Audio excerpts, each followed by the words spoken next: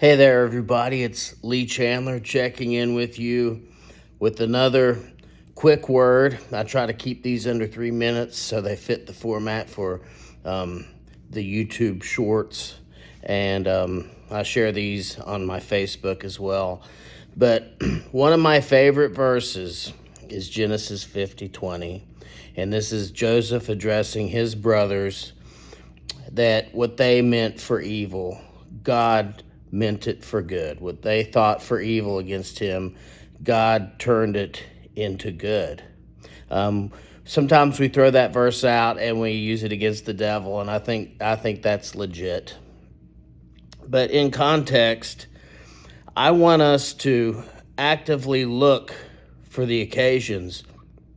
And this ties in beautifully with Romans 8:28, where God works out all things together for the good of those that love the Lord and are called according to his purpose.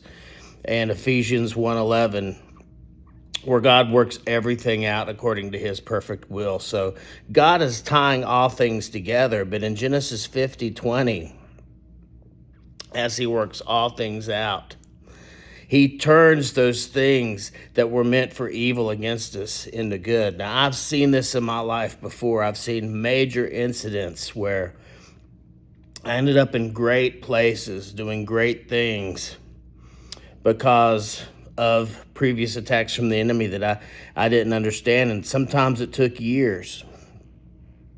But I want to challenge you, if you're in a situation like I've been in recently, I've had to really hold on to this Genesis 50:20. But let's look for all the great things that are happening that wouldn't have otherwise happened if we hadn't been betrayed, if those doors hadn't have shut, if we hadn't have been falsely accused.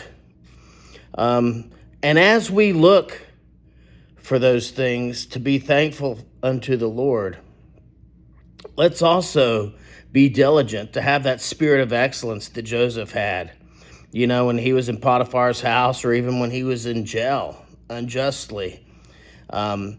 He was second in command because everything that he put his hand to, he prospered in. And I've done messages on this before, and that's because God's spirit was with him.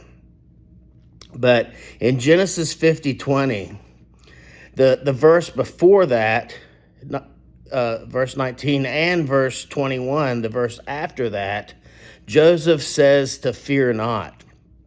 So we're going to end up thanking those that hurt us.